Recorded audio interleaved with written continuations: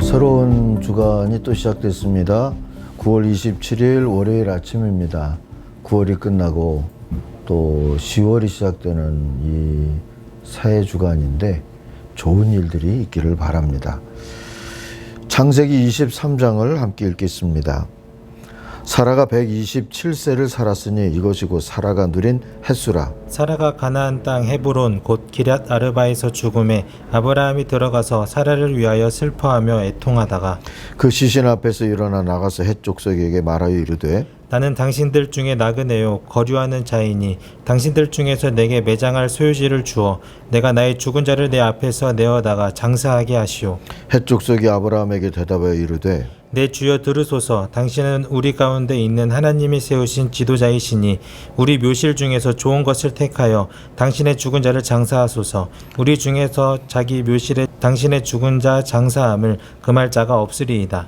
아브라함이 일어나 그 땅 주민 헷 족속을 향하여 몸을 굽히고 그들에게 말하여 이르되 나로 나의 죽은 자를 내 앞에서 내어다가 장사하게 하는 일이 당신들의 뜻일진데 내 말을 듣고 나를 위하여 소할의 아들 에브론에게 구하여 그가 그의 밭머리에 있는 그의 막벨라 굴을 내게 주도록 하되 충분한 대가를 받고 그 굴을 내게 주어 당신들 중에서 매장할 소유지가 되게 하기를 원하노라 하매 에브론이 헷 족속 중에 앉아있더니 그가 헷 족속 곧 성문에 들어온 모든 자가 듣는 데서 아브라함에게 대답하여 이르되 내 주여 그리마시고 내 말을 들으소서. 내가 그 밭을 당신에게 드리고 그 속에 굴도 내가 당신에게 드리되 내가 내 동족 앞에서 당신에게 드리오니 당신의 죽은 자를 장사하소서. 아브라함이 이에 그 땅의 백성 앞에서 몸을 굽히고 그 땅의 백성이 듣는 데서 에브론에게 말하여 이르되 당신이 합당히 여기면 청하건대 내 말을 들으시오. 내가 그 밭값을 당신에게 주리니 당신은 내게서 받으시오. 내가 나의 죽은 자를 거기 장사하겠노라. 에브론이 아브라함에게 대답하여 이르되 내 주여 내 말을 들으소서. 땅값은 은 400세겔이나 그것이 나와 당신 사이에 무슨 문제가 되리이까. 당신의 죽은 자를 장사하소서. 아브라함이 에브론의 말을 따라 에브론이 헷 족속이 듣는 데서 말한 대로 상인이 통용하는 은 400세겔을 달아 에브론에게 주었더니 마므레 앞 막벨라에 있는 에브론의 밭 곧 그 밭과 거기에 속한 굴과 그 밭과 그 주위에 둘린 모든 나무가 성문에 들어온 모든 헷 족속이 보는 데서 아브라함의 소유로 확정된지라. 그 후에 아브라함이 그 아내 사라를 가나안 땅 마므레 앞 막벨라 굴에 장사하였더라. 마므레는 곧 헤브론이라. 이와 같이 그 밭과 거기에 속한 굴이 헷 족속으로부터 아브라함이 매장할 소유지로 확정되었더라. 아멘. 담담히 그리고 정성을 다해. 이게 오늘 묵상의 주제입니다. 12절과 13절을 요절로 삼겠습니다. 아브라함이 다시 한번 그 땅 사람들에게 큰 절을 하고 그들이 듣는 데서 에브론에게 말하였다. 좋게 여기신다면 나의 말을 들으시기 바랍니다. 그 밭값을 드리겠습니다. 저에게서 그 값을 받으셔야만 내가 나의 아내를 거기에 묻을 수 있습니다. 선방에서 오랜 세월 수행에 정진하던 젊은 스님이 조주 스님을 찾아와서 이렇게 말했어요. 스님, 이젠 제 마음속에 욕심의 번뇌 따위는 깡그리 없앴습니다. 제 마음엔 실오라기 하나 걸친 게 없습니다. 젊은 스님은 조주 스님으로부터 칭찬을 기대하면서 말을 한 거죠. 조주 스님의 말은 그러나 간단했어요. 그래? 넌 굉장한 걸 걸치고 있구나. 장석주의 책 세상은 우리가 사랑한 만큼 아름답다 라는 책에 나오는 얘기입니다. 새삼 겸손함의 의미를 되새겨보게 되죠. 저도 이 아침에 겸손이란 허위의식으로 나와 남을 속이며 살고 있는 건 아니었을까 성찰도 하게 됩니다. 아브라함은 겸손하겠다 하는 의식도 없이 그저 담담히 그러나 정성을 다해서 죽은 아내와 산 이웃을 대하고 있습니다. 그를 보면서 겸손하다는 것이 뭔지 알 것도 같습니다. 그의 겸손의 근거는 나그네 의식이었어요. 나그네 의식을 가졌다는 것은 계속 걸었다는 뜻 아니겠습니까? 머물러 쌓거나 그것을 잃거나 함에 너무 연연하지 않고 그저 계속 나아갔다는 겁니다. 다른 말로 하면 하나님을 바라보며 살았다는 겁니다. 천국을 향해 순례자로 살았다는 겁니다.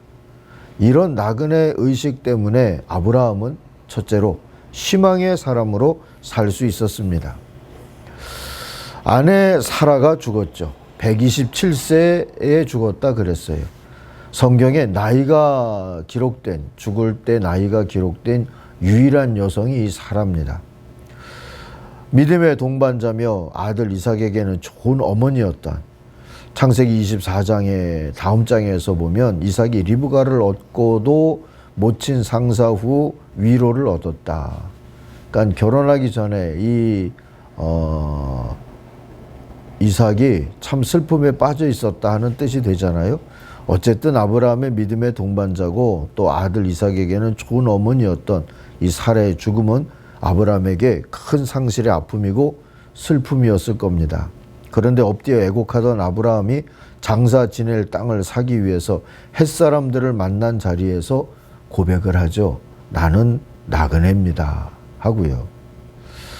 사랑하는 이의 죽음은 아브라함에게 이 세상은 영원히 머물 고향이 아니라는 걸 상기시켰습니다. 그래서 다시 한번 하나님을 바라보게 되었죠. 그리고 자기 자신을 다시 한번 깨닫게 되었어요. 아, 나는 나그네구나. 절망이 아니라 희망으로 그리하게 됐습니다. 히브리서 11장 13절부터 16절을 보면 나그네로 살아간 이들의 삶에 대해서 말을 하죠. 우리의 얘기도 되기를 바라면서 읽어보겠습니다. 이 사람들은 모두 믿음을 따라 살다가 죽었습니다. 그들은 약속된 것을 받지 못했으나 그것을 멀리서 바라보고 기뻐했습니다. 그리고 그들은 이 세상에서 잠시 머무는 나그네에 불과하다는 것을 고백했습니다. 이와 같이 그들은 찾고 있는 고향이 따로 있다는 것을 보여주었습니다. 그들이 떠나온 옛 고향을 생각하고 있었다면 돌아갈 수도 있었을 겁니다. 그러나 그들은 더 나은 하늘에 있는 고향을 그리워하고 있었습니다.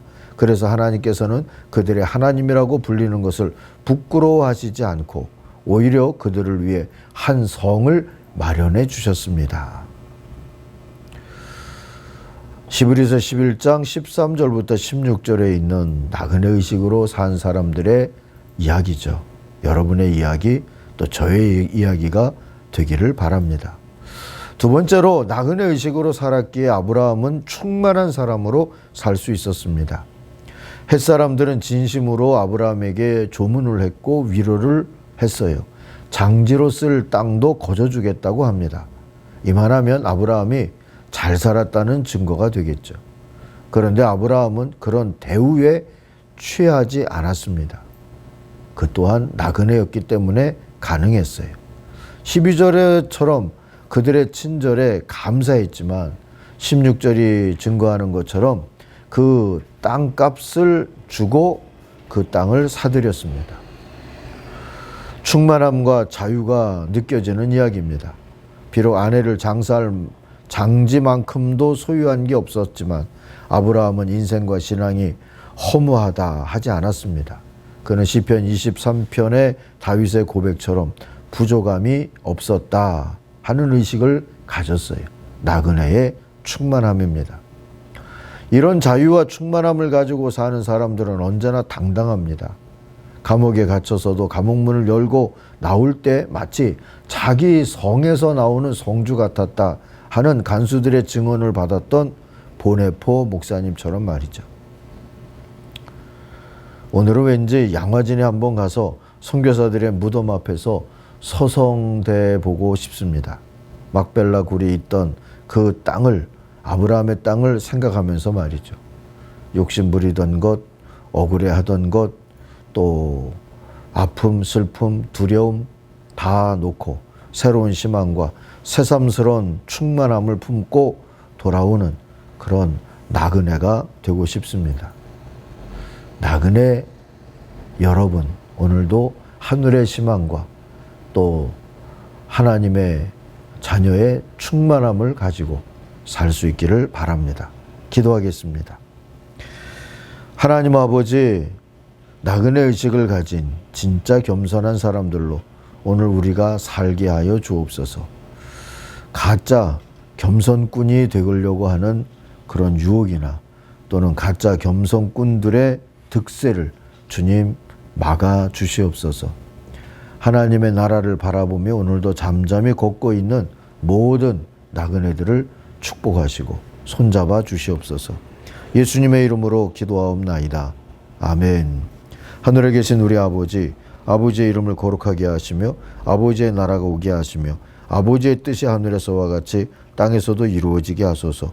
오늘 우리에게 일용할 양식을 주시고 우리가 우리에게 잘못한 사람을 용서하여 준 것 같이 우리 죄를 용서하여 주시고 우리를 시험에 빠지지 않게 하시고 악에서 구하소서. 나라와 권능과 영광이 영원히 아버지의 것입니다. 아멘. 같이 기도하겠습니다.